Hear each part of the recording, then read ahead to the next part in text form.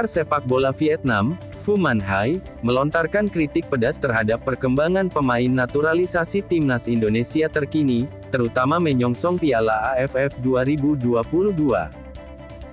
Komentar itu muncul untuk menanggapi hasil drawing Piala AFF 2022 dan persiapan sejumlah tim unggulan. Untuk turnamen kelas Asia Tenggara edisi ke-14 ini, Indonesia dan Vietnam tidak satu grup. Tim Merah Putih tergabung ke grup A bersama Thailand, Kamboja, Filipina, serta pemenang kualifikasi antara Brunei Darussalam dan Timor Leste. Sedangkan Vietnam masuk ke grup B bersama Malaysia, Singapura, Laos, dan Myanmar.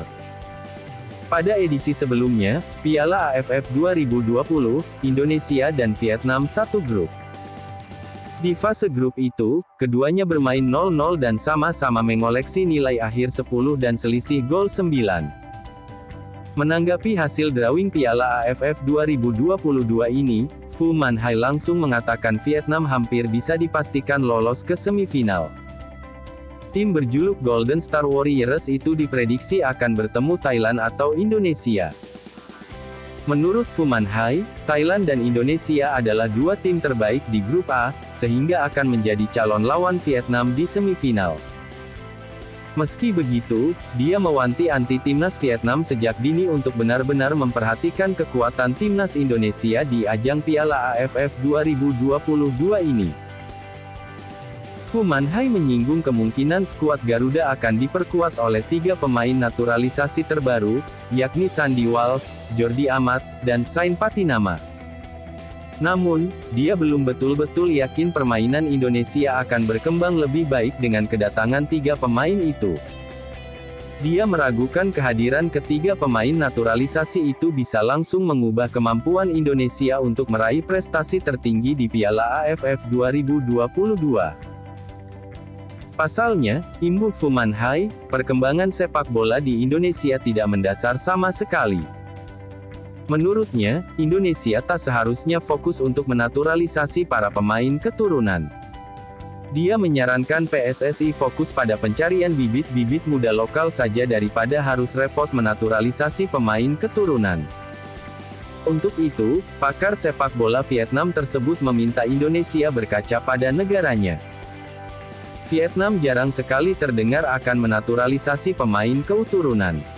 Mereka lebih senang mengorbitkan para pemain muda lokalnya. Menurut saya, sepak bola di negara berpenduduk padat seperti Indonesia itu tidak fokus pada pencarian bakat domestik, ucap Pham Minh Hai. Menaruh harapan pada pemain yang dinaturalisasi membuktikan bahwa mereka tidak memiliki dasar yang baik. Dia menambahkan, pemain naturalisasi belum tentu merupakan cara yang baik dan menambah kekuatan abadi sepak bola Indonesia. Seperti Vietnam, kami fokus mengembangkan pergerakan domestik, bukan pada naturalisasi, kritiknya. Pham Minh Hai coba memahami apa sebenarnya yang terjadi pada perkembangan sepak bola Indonesia dengan langkah naturalisasi itu, termasuk pemberitaan media. Menurutnya, otoritas sepak bola Indonesia selalu iri kepada Vietnam, sehingga terus-menerus melancarkan program naturalisasi agar bisa bersaing. Dia menegaskan, tak ada satupun pemain naturalisasi Indonesia yang bisa membuat para penggawa Vietnam ketakutan. Media memang begitu. Selama ini sepak bola Indonesia iri dengan Vietnam, jadi ada bagian dari media mereka yang masih mempropagandakan seperti itu.